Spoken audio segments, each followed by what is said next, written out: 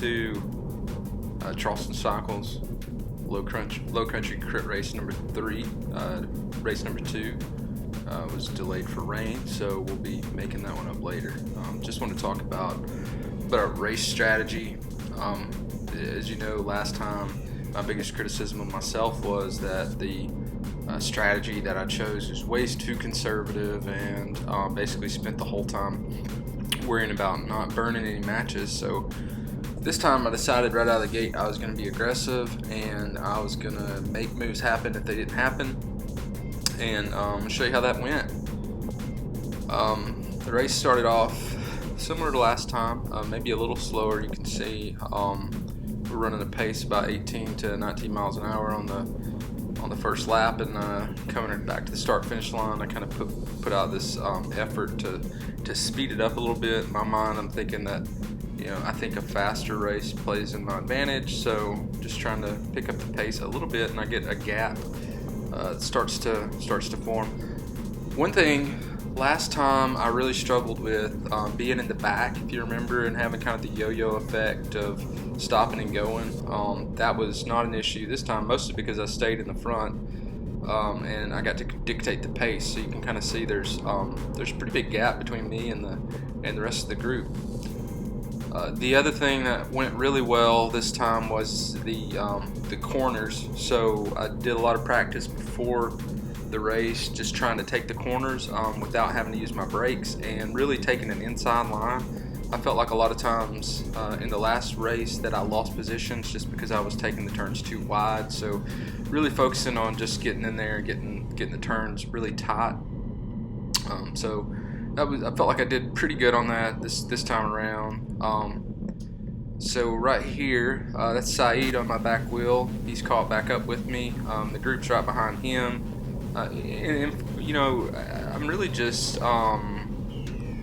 reeling off these laps being in front is not a good move. It's not the way I should have started the race, especially if I don't have a good gap. Like, all I'm doing is really wearing myself out, and it was kind of a mistake to do it right out of the gate. I think maybe I was just overconfident, or thought I had maybe more fitness than I had, and probably comes back to bite me in the end. But yeah, here in the beginning, man, I just stayed on the race, stayed on the front, and it was lap after lap was just taking more out of me. So coming around turn 4 there, back to the start finish line.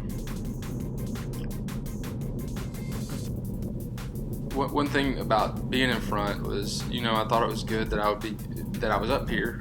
Number one, because I'm not going that fast. I'm going 22, but when I was slowed down, I never really could get anybody to come around, especially here. So as you go down this side of the track, this is a downhill effort, and so you can really build up a lot of speed going into this turn 2. Especially because I'm kind of heavy anyway, so when I come through here, I can really generate a gap without doing a lot of effort. So I kind of use that to my advantage. As we're here on lap 4, you can still see them still on the front, still catching all this wind, and really, it's just a mistake on my part to stay up front this long,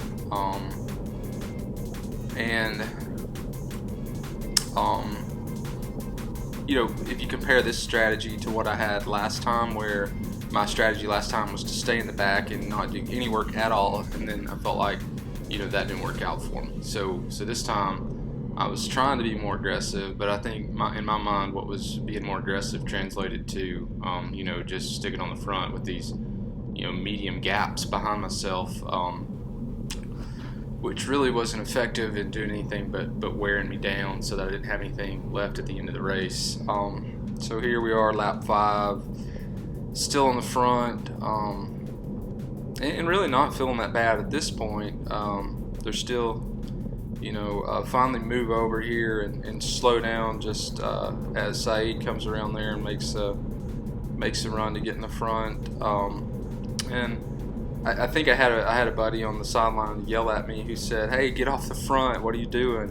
And I was like, yeah, he's right, what am I doing on the front all this time? So Here I finally wake up and try to get back on the back, and you can see my heart rate is at 172, so it's not terrible, but still generated a lot of probably a lot of fatigue there that wasn't necessary. Here lap 8 starts, and you see that I think the struggle here is the pace is starting to pick up around lap 8. So there's really no rest for the weary in the back. The heart rate's really not having an opportunity to come down. So kind of effectively what I did was just jumped out of the gate and sort of tired myself out, and then moved into this position here with everything going so fast. I'm not really recovering that much. So you can see coming around here, turn 3 again. I feel like I really did a good job taking the corners. Inside of turn 4 is really rough, so kind of trying to watch that. So anyway, the race was a lot of fun.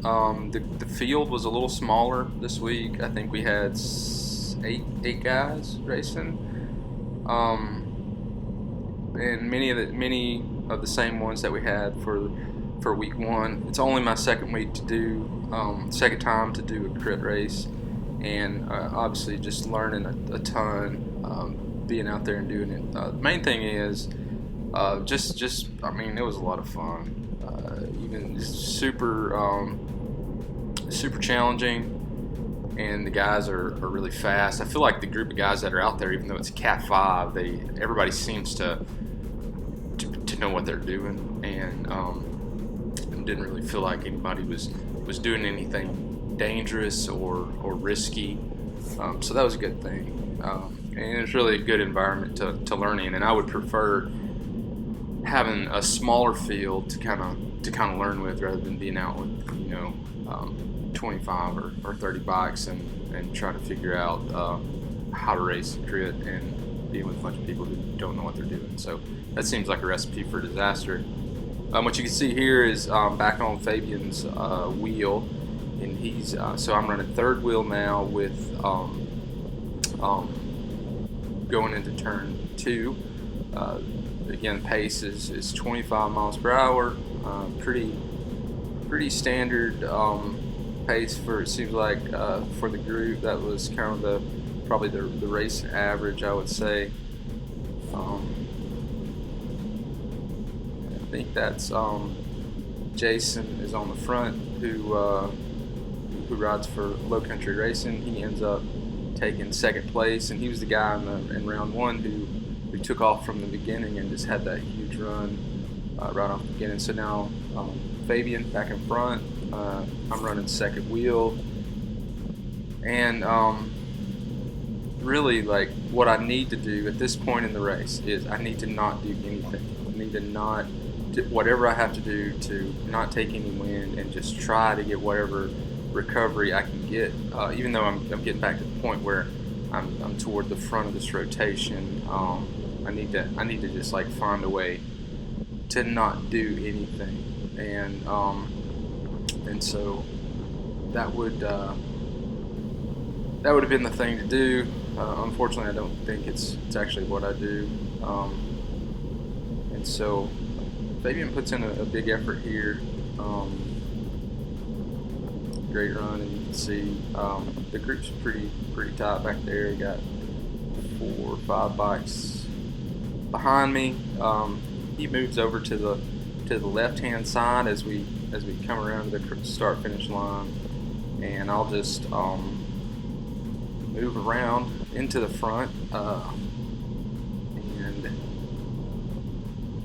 really probably not the thing to do, especially given that my heart rate really, I mean, if you go back to when I was on the front for those few laps at the beginning, heart rate really hasn't come down at all, and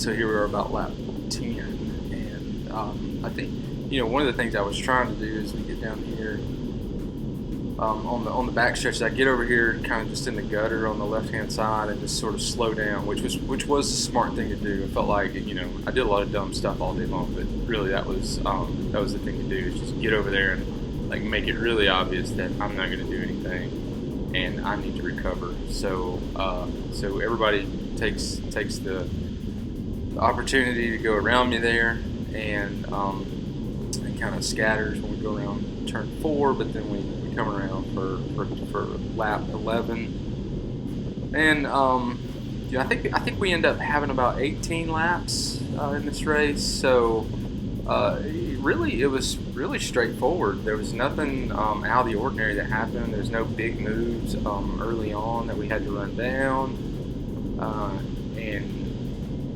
if anything, I think I was probably just overthought the race. I was talking to Josh before the race started, and we were talking about, well, if it unfolds like it did the last time, then, you know, here's what we'll probably just, you know, need to be patient, be calm, don't try to, you know, get out there and run anything down. And then I kind of did the exact opposite of what I said I was going to do, and just, you know, tore out of there and just burned match after match. So anyway, you live and learn, and so here we are. Still, you know, an opportunity here to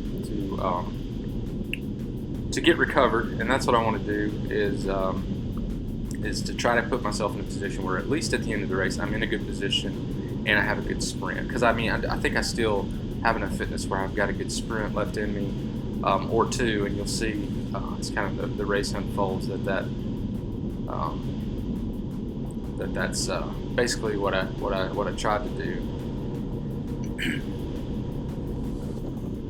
So right here, like I said, when I'm coming down this, I weigh a lot, so I get, like, for a lot of not a lot of effort, I can generate a ton of speed going into that turn and just generate a gap. And you can see the guy behind me, one bike at least comes with me on this move. And you know, what I should have done was, once I got the gap, I should have just like killed it right on the spot and then let the group come back around. But I don't know, it seems like when I made the move, and you look back and you see you got a little gap, something inside of me wants to make it live, and I got to get over that and not do that. So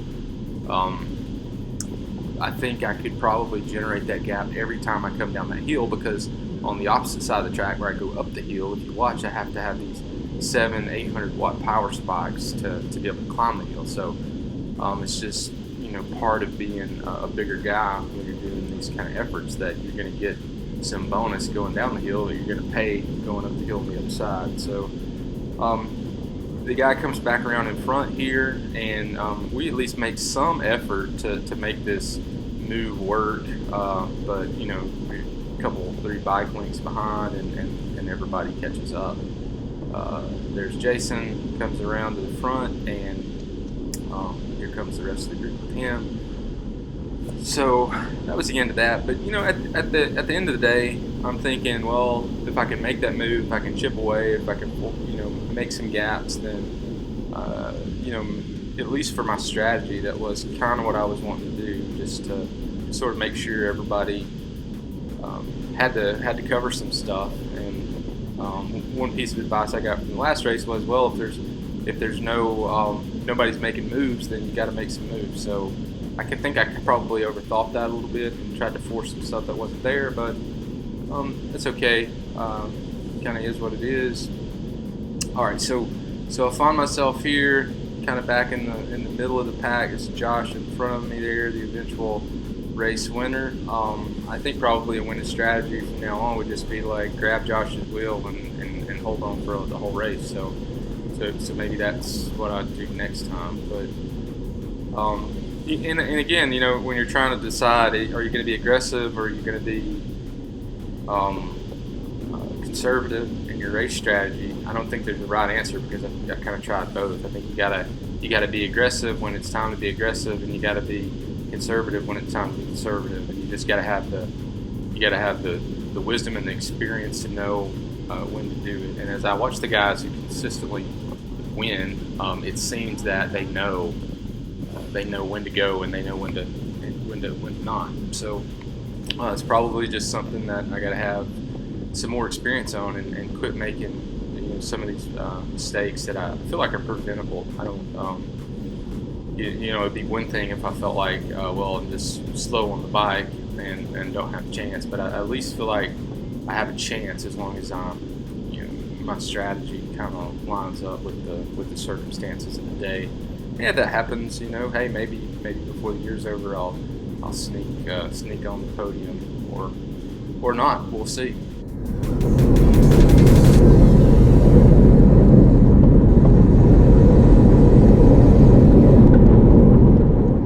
Okay, so here I just want to really, this is where I lose the race, because what I wanted to do here is take this really nice inside line, and honestly I don't have a lot of room to do it, and I need to get there quickly. I thought I had enough room to make it. Even at this point, I kind of said, hey, inside. But I think that's just more of a cue for him to just kind of shut the door on that move. So what you'll see here is this really just critical mistake on my part to try to take it, and as he just slams the door on that inside line, and I have to just nail the brakes to keep from hitting him. And at this point you can see that, you know, heart rate's 178, and after nailing the brakes the group's just taken off, and I don't have, you know, just recovering from the move from being on the front now to you know, 2 or 3 laps left to go, and then having to figure out what I'm going to do to respond to this gap. Now the other part of this is just, I just got a huge dump of adrenaline from that inside move, and I just, for whatever reason, I make a huge mistake here and decide that I'm just going to nail the power, and you can see power jumps up to like 1200 watts, and I don't just catch the group. For whatever reason, I got this momentum, I may as well shoot around and make this huge move off the front. So huge mistake. Like, oh man, what a mistake that was. And you know, that's the move, the energy that I needed to save for the end of the race, and I just unleashed it with 3 to go for no reason whatsoever. And so here we are with the group, probably scratching their heads about, you know, what in the world are we doing. But at this point, you know, my heart rate is 184. I don't know that my heart rate's ever been 184, to be honest. At least it's been a long time. So coming around back to turn 4, and I think at this point we have 3 to go. And if one thing's clear to me with 3 to go, is I'm in bad shape and I'm in trouble. And so you know, there's not a lot you can do.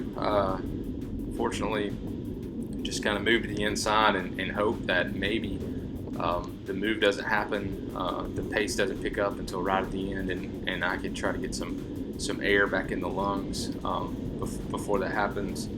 I really appreciate this downhill part. Getting to just spin or just roll down that hill helps a lot. So yeah, you know, it's still not a bad position with 2 to go. If I had you know, just a little gas left in the tank, I feel like I'm in a really good position to not only see a move when it happens, but to be able to respond to it. So still second wheel here, going into what will be the last of 2 laps, and you know, even at this point, like, what am I doing? Why am I on the front after all that? And I honestly, you know, just watching the video makes me just continue to scratch my head, because I can't figure out for the life of me why I stayed on the front so much during this race.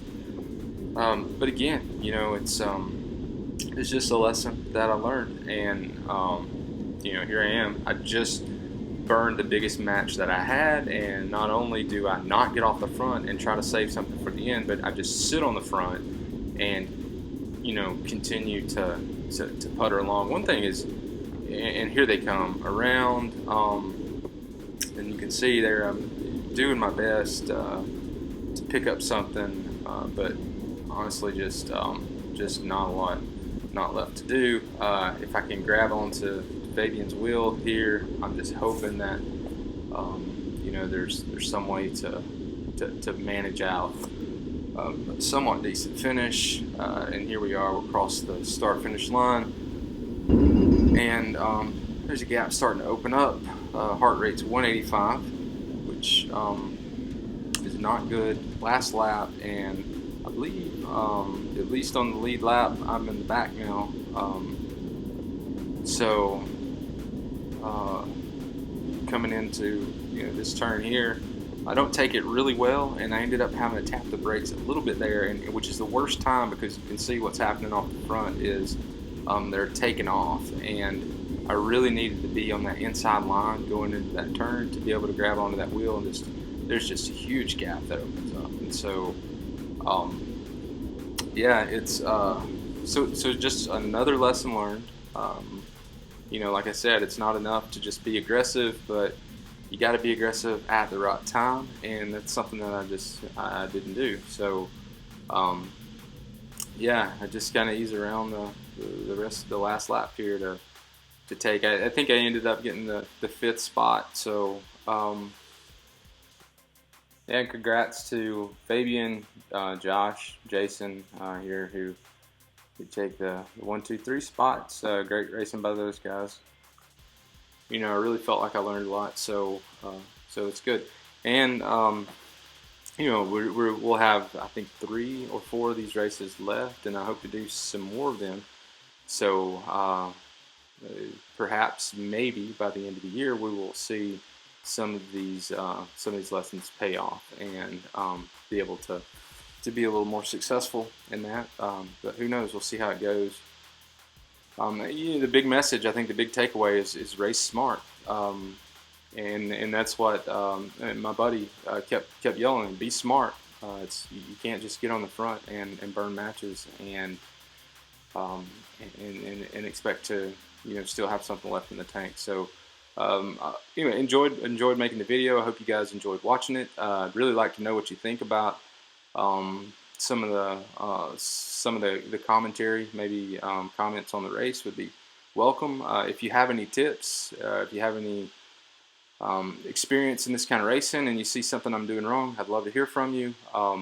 And there's going to be a few more of these crit race videos, so if you're interested in it, be sure to hit the subscribe button, and we will see you next time. Thanks for watching. Charleston Cycles.